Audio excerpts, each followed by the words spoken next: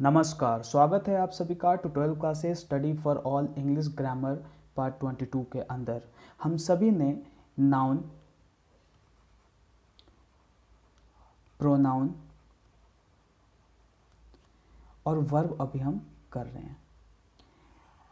Verb खत्म होते ही मैं आपको प्रैक्टिस के लिए क्वेश्चन दूंगा जिसमें कि नाउन भी हो सकता है, प्रोनाउन भी हो सकता है और वर्ब भी हो सकता है।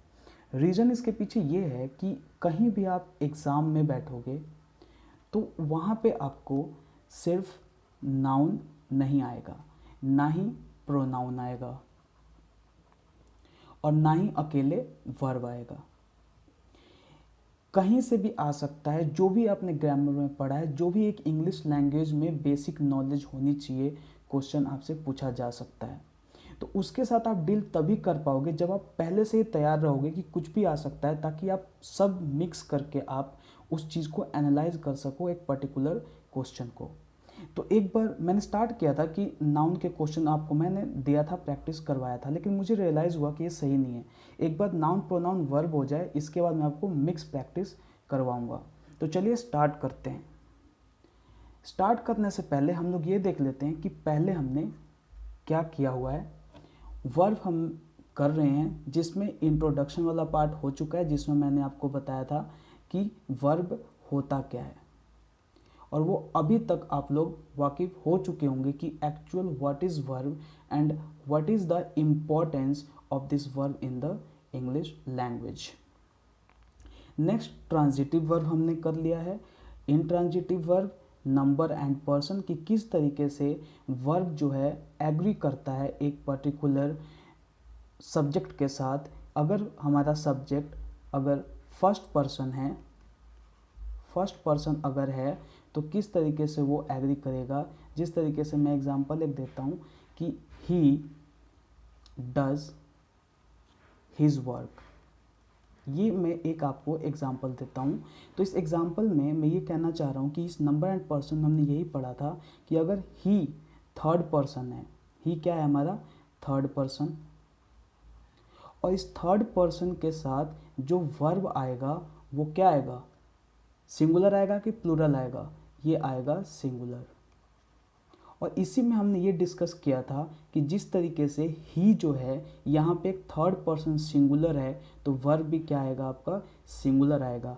और नाउन में जैसे एस और ईएस लगाने के बाद प्लूरल बनता है, वर्ब में वो सिंगुलर बनता है। ये सब चीज़ें हमने डिस्कस किया था।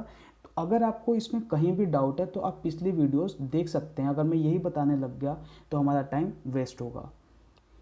टाइप्स ऑफ वर्ब में ट्रांजिटिव वर्ब्स अभी मैंने जैसे बताया कर लिया है, इंट्रांजिटिव वर्ब भी हो गया है, पर्सन एंड नंबर भी। और आज हम पढ़ेंगे इन्फिनेटिव। इन्फिनेटिव का दो पार्ट है, एक टू प्लस वर्ब का फर्स्ट फॉर्म लगा रहेगा तो फुल इन्फिनेटिव, और जहाँ पे सिर्फ और वर्ब का फर्स्ट फॉर्म आएगा वो बेयर इन्फिनेटिव। जब इन्फिनेटिव ख़त्म हो जाएगा तो हम पार्टिसिपल करेंगे, उसके बाद जेरेंड करेंगे और auxiliary verb and modal verb और कॉजेटिव वर्ब को हम लोग ख़त्म करेंगे। डेफिनेशन देखने से पहले मैं आपको कुछ समझाता हूँ। जैसे मान लो कि हम लोग वर्ब पढ़ रहे हैं, फाइन। वर्ब को मैं दो पार्ट में डिवाइड करता हूँ, किसमें, मेन वर्ब और ऑक्सिलरी वर्ब। मेन वर्ब को फर्दर हम दो पार्ट में बांटेंगे, किसमें, फाइनाइट में और नॉन फाइनाइट। अब फाइनाइट क्या होता है, फाइनाइट वो वर्ब है जो अक्सर आप बोलते हो, जैसे कि he knows how to behave, means कि वह जानता है कि किस तरीके से बिहेव करना चाहिए। तो यहाँ पे ये नोज क्या बता रहा है, नोज आपका एक्चुअल वर्ब है, जहाँ पे ये आपको ये बता रहा है कि जो सब्जेक्ट है उसका क्या काम है। सब्जेक्ट यहाँ पे ही है और नोज आपको ये बता रहा है क्या टाइम है, एस ई एस लगा हुआ है तो ये प्रेजेंट है। ये मैंने पढ़ाया हुआ नहीं है लेकिन नॉर्मल आपको पता होगा, ठीक है, कि जब हम यहाँ पे एस एस लगा रहे हैं वर्ब के साथ तो ये प्रेजेंट का सेंस दे रहा है। सो फाइनाइट में वो वर्ब होते हैं जो वर्ब हमें टेंस और टाइम बताते हैं, लेकिन नॉन फाइनाइट ऐसा कुछ नहीं है। जैसा कि नॉन फाइनाइट में मैंने आपको बताया है कि नॉन फाइनाइट में नहीं, मतलब कि मेन वर्ब में मैंने आपको ये बताया है कि जो वर्ब है वो एग्री करता है किसके साथ, सब्जेक्ट के साथ। जैसे कि ही अगर है तो इसके साथ आपका क्या आएगा, सिंगुलर वर्ब आएगा।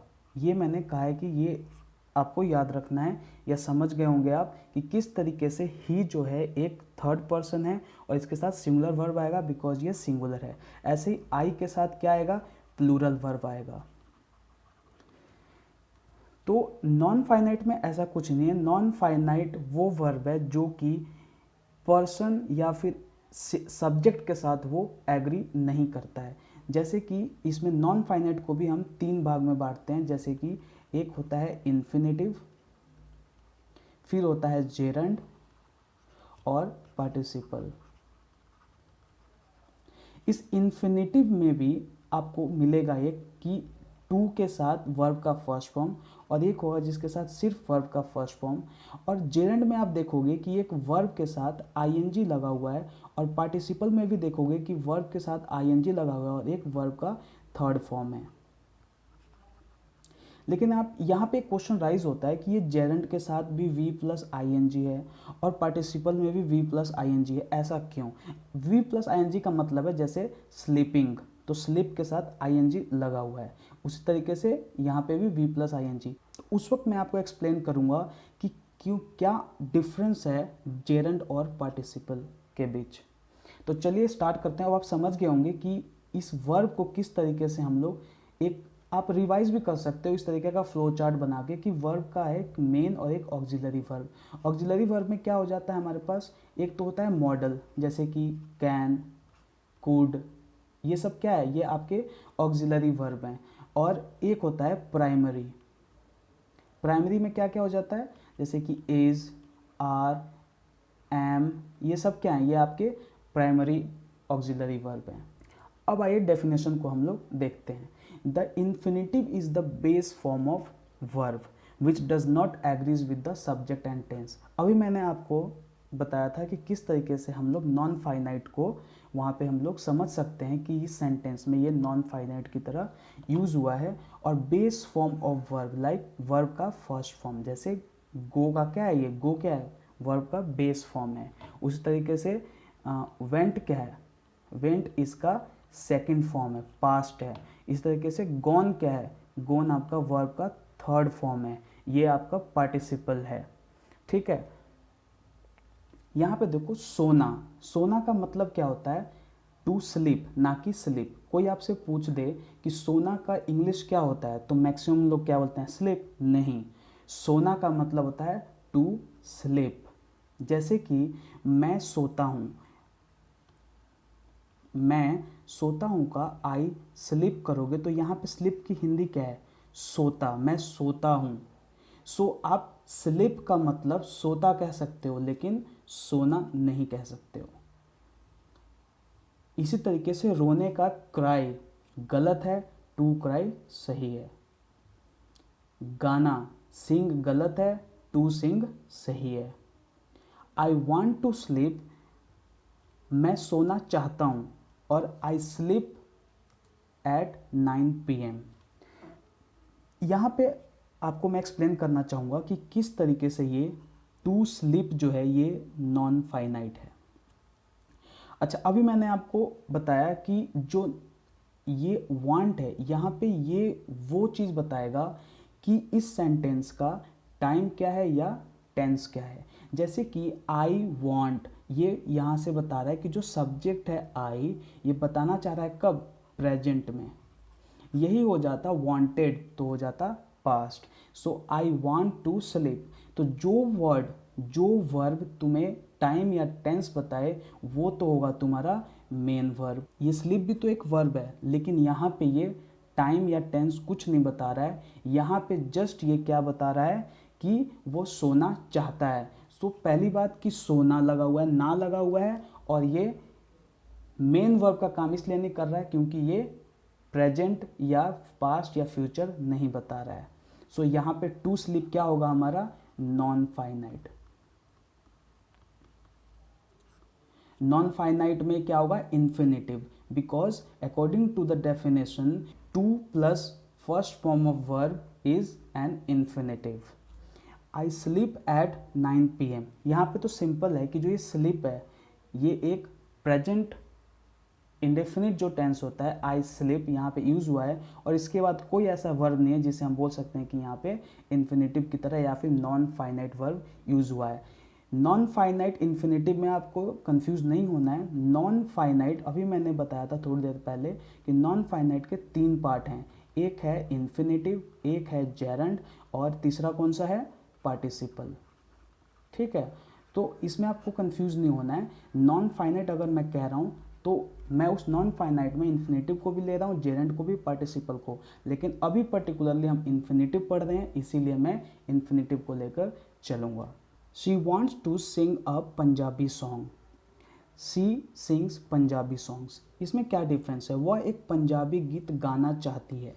तो यहाँ पे आप देख पा रहे हैं कि किस तरीके से जो वॉन्ट्स है यहाँ पे ये बता रहा है कि प्रेजेंट में बात हो रही है और वो शी वांट्स, वह चाहती है, क्या चाहती है, गाना गाना। तो पहली बात, अगर हिंदी से आप सेंस लेना चाहोगे तो यहाँ पे देख लो गाना किसके साथ लगा हुआ है, जिसके साथ ना, के लिए, आगे मैं डिस्कस करूँगा, लगा रहेगा। आप समझ जाना कि यहाँ पे ये नॉन फाइनाइट यूज़ हुआ है और टू प्लस वर्ब का फर्स्ट फॉर्म है तो वो इन्फिनेटिव की तरह यूज़ हुआ है।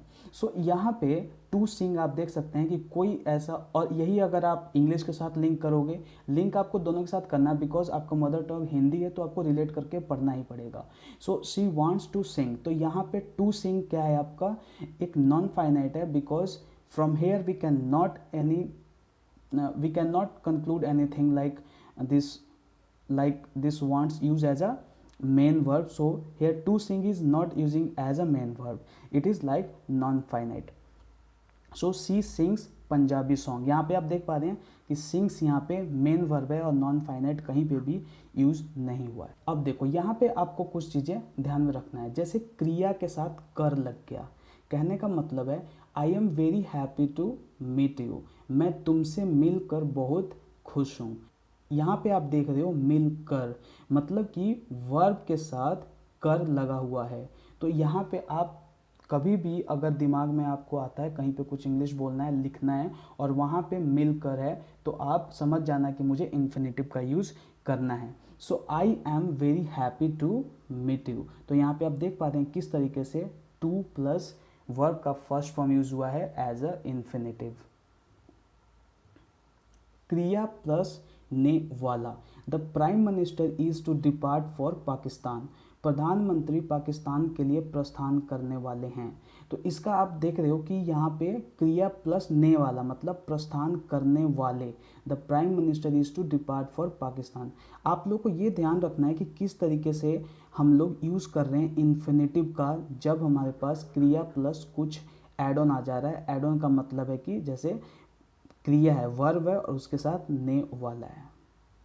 नेक्स्ट है क्रिया प्लस के लिए, we are here to meet you, जैसे हम लोगों को बोलना है कि हम लोग यहाँ तुमसे मिलने के लिए आए हैं, तो यहाँ पे मिलने के लिए, so to meet you, we are here to meet you. Infinitive can be used as a subject, an object and complement. आप सभी जानते होंगे कि सब्जेक्ट क्या होता है, ऑब्जेक्ट क्या होता है और कॉम्प्लीमेंट क्या होता है। जैसे कि मैं कह रहा हूँ कि आई एम गोइंग, सो यहाँ पे आई क्या है, सब्जेक्ट है, I am going. So here I is what, I is subject, am is what, your main verb, or you can say linking verb, and going is what, your complement. What is object then? Object is like I am saying I know him, I know him, so here I know him, so him is what, object. Okay, to err is human, गलती करना मानव का स्वभाव है। तो यहाँ पे आप देख रहे हो कि infinitive as a subject use हुआ है। Next, he likes to play football, वह फुटबॉल खेलना पसंद करता है। सो यहाँ पे आप देख रहे हो कि टू प्ले किसकी तरह यूज हुआ है, ऑब्जेक्ट की तरह। His greatest pleasure is to dance, so यहाँ पे टू डांस किस तरीके से यूज हुआ है, कॉम्प्लीमेंट की तरह यूज हुआ है। उनकी सबसे बड़ी खुशी नृत्य करना है। स्टूडेंट आपको हिंदी के साथ रिलेट करके ही पढ़ना है, जिनका मदर टंग हिंदी है या बचपन से हिंदी पढ़ते हुए आ रहे हैं। बिकॉज अचानक आप इंग्लिश सीखने लगोगे और कोई बोलेगी कि आपको इंग्लिश में ही सीखना चाहिए, एक्चुअल आपको लैंग्वेज उसी लैंग्वेज में सीखनी चाहिए। लेकिन जबकि आप बचपन से या 20-25 साल के हो गए और तब इंग्लिश सीखना चाहते हो, तो आपको रिलेट करना पड़ेगा जल्दी सीखने के लिए। कुछ इंपॉर्टेंट पॉइंट्स है जो कि ध्यान में रखना है। टू प्लस वर्ब की first form purpose which implies future time. जब आप टू प्लस वर्ब की फर्स्ट फॉर्म यूज़ करते हो तो या तो पर्पस बताएगा या फ्यूचर के बारे में बताएगा। जैसे we are toiling and moiling for making our parents proud. So यहाँ पे फॉर मेकिंग गलत है। फॉर मेकिंग गलत इसलिए है क्योंकि यहाँ पे हम लोग टू मेक का यूज़ करेंगे, ना कि फॉर मेकिंग का। सो आपको ये ध्यान रखना है कि जहाँ पे भी पर्पस या फ्यूचर के बारे में बात हो, क्योंकि हम टॉयलिंग मॉइलिंग का मतलब मेहनत कर रहे हैं, ठीक है, जी तोड़ के मेहनत कर रहे हैं। So we are toiling and moiling to make our parents proud rather than for making. Okay, for making is incorrect है। टू हैव प्लस वर्ब की थर्ड फॉर्म क्या काम करता है वो? To express completed action. जैसे कि Subhash Chandra Bose is believed to have died in a plane crash. Okay, so यहाँ पे हम लोग देख रहे हैं किस तरीके से यहाँ पे टू हैव डाइड का यूज़ हुआ है, जो कि यहाँ पे टू हैव क्या है, यहाँ पे आपका इन्फिनेटिव है। और इसके साथ हम थर्ड फॉर्म का यूज़ करते हैं कब? जब कोई एक्शन कंप्लीट हो जाए। टू प्लस वर्ब की first form versus two have plus, कहीं पे आप देखोगे कि वर्ब का फर्स्ट फॉर्म लगा हुआ है टू के साथ और फिर to have plus verb third form. ऐसा क्यों है देखते हैं यहाँ पे। If infinitive will be second action then we use to plus verb. जैसे कि हमारे पास जब जो इन्फिनेटिव है, जैसे कि जो हम लोग नॉन फाइनाइट यूज़ करना चाहते हैं एज ए इन्फिनेटिव और वो सेकंड एक्शन है ना कि फर्स्ट एक्शन है, तो हम लोग टू प्लस वर्ब का यूज़ करेंगे। अगर वो फर्स्ट हुआ तो टू हैव प्लस वर्ब की थर्ड फॉर्म। आइए समझते हैं कैसे। जैसे कि I want to do something for you. यहाँ पे आप ये बताओ कि पहले वो चाहेगा या पहले वो कर देगा। यहाँ पे ये चीज़ आपको डिसाइड करना है कि पहले वो क्या करेगा, पहले चाहेगा या फिर पहले वो कर देगा। पहले वो चाहेगा, सो पहले वो चाहेगा फिर करेगा, तो यहाँ पे जो करने वाला जो सेंस है वो सेकंड एक्शन है, इसीलिए टू प्लस वर्ब की फर्स्ट फॉर्म। मैं तुम्हारे लिए कुछ करना चाहता हूँ, सो क्या हो जाएगा? I want to do something for you. अब सेकंड आप समझो, if infinitive will be first action then we use to have plus verb की थर्ड फॉर्म। जैसे कि some people reported to have beaten by a gang. कुछ लोगों ने एक गिरोह के द्वारा पीटे जाने की सूचना दी है। तो यहाँ पे आप ये देखो कि किस तरीके से यहाँ पे कुछ लोगों को एक गिरोह ने पीटा है। तो आप ये बताओ, पहले वो रिपोर्ट करेंगे पुलिस को और बाद में वो गैंग उनको पीटेगा, या पहले गैंग पिट चुका है फिर वो पुलिस स्टेशन आए हैं? वो एब्सर्ड हो जाएगा बिल्कुल कि पहले उन्होंने पुलिस में रिपोर्ट किया कि हम जा रहे हैं, गैंग हमें मारने आएगा। बिल्कुल नहीं, जब वो गैंग ने उनको मारा फिर वो पुलिस स्टेशन आए। तो पहले क्या हुआ? पहले उन लोगों को मारा गया, ठीक है। तो जो जब मारने वाला सीन्स पहले है तो उसके साथ टू हैव प्लस वर्ब की थर्ड फॉर्म आएगा। Some people reported to have beaten by a gang. Question word के साथ हम लोग इन्फिनेटिव का कैसे यूज करते हैं देखते हैं। वाई के साथ नहीं यूज होता है। जैसे I know how to operate this machine. मुझे पता है कि इस मशीन को कैसे चलाना है, ठीक है। सो यहाँ पे आप कैसे लिंक बैठाओगे कि मैं इन्फिनेटिव का यूज़ करूँगा कि क्या करूँगा? जैसे कि चलाना है, इससे आपको सेंस हो जाना चाहिए कि मुझे ना लगा हुआ है, यहाँ पे नॉन फाइनाइट यूज़ होगा। सो आई नो हाउ टू, देखो यहाँ पे हाउ टू यूज़ होगा। जैसे कहना है कि तुम कैसे साइकिल चलाते हो, ओके। सो यहाँ पे आप इसी तरीके से लिंक बैठाओगे कि I know how to operate this machine. मुझे पता है कि इस मशीन को कैसे चलाना है। I know how to ride bicycle. मुझे पता है कि साइकिल किस तरीके से चलाते हैं, ठीक है। I know where to go, ठीक है। जैसे आप यहाँ पे वेयर यूज़ करना चाहते हो, वो भी क्वेश्चन वर्ड है, और इन्फिनेटिव यूज़ करना चाहते हो तो कैसे हो जाएगा? I know where to go. So यहाँ पे क्या आप बताना चाहते हो कि मैं जानता हूँ कि कहाँ जाना है, ठीक है। तो यहाँ पे आप यही आप सीख रहे हो कि किस तरीके से क्वेश्चन वर्ड के साथ हम लोग इन्फिनेटिव का यूज़ कर सकते हैं। रिक्वेस्ट, अलाउ, ऑर्डर, एडवाइस के साथ और प्लस ऑब्जेक्टिव यूज होगा, उसके बाद टू इन्फिनेटिव का यूज़ करते हैं। जैसे he requested me to fetch him a glass of water, तो यहाँ पे आप देख रहे हैं किस तरीके से रिक्वेस्टेड का यूज़ हुआ है और उसके बाद ऑब्जेक्टिव का यूज़ हुआ है और फिर टू फेच हिम। तो यहाँ पे टू फेच क्या है आपका, इन्फिनेटिव है, नॉन फाइनाइट है। Him a glass of water, उसने मुझसे एक ग्लास पानी लाने का अनुरोध किया। सो फ्रेंड्स, आज हम लोगों ने क्या ख़त्म किया, इन्फिनेटिव। इन्फिनेटिव में हमने ये देखा कि इन्फिनेटिव होता क्या है, ठीक है। हमने इसको ये पढ़ा कि जब हम लोग टू प्लस वर्ब की फर्स्ट फॉर्म यूज़ करते हैं तो ये क्या होता है, इन्फिनेटिव होता है। और एक और इस चीज़ में है कि हम जब टू का यूज़ नहीं करते हैं, वो हम अगले लेक्चर में कंप्लीट करेंगे। इसमें हमने कुछ रूल्स देखे, आपको रूल्स को किस तरीके से यूज़ करना है। जैसे रूल्स आपको रटना नहीं है, बिल्कुल नहीं रटना है। जैसे कि मान लो मैंने एक रूल बताया, ठीक, दूसरा रूल बताया, तो आपको रूल नहीं याद करना है, उससे रिलेटेड 3 सेंटेंस लिखना है। Okay, 3 sentences you have to write for each rule. उससे क्या होगा कि आपके दिमाग में बैठ जाएगा कि हाँ ये रूल इस तरीके से यूज़ होता है। और कभी भी अगर मौका मिले तो आपको इस ऐसे वर्ड्स को या ऐसे रूल्स को आपको यूज़ करना है अपने कम्युनिकेशन में। और प्रैक्टिस के लिए मैंने आपको डिस्कस कर ही लिया था कि जिस तरीके से ये टॉपिक ख़त्म हो जाएगा तो हम लोग प्रैक्टिस करेंगे।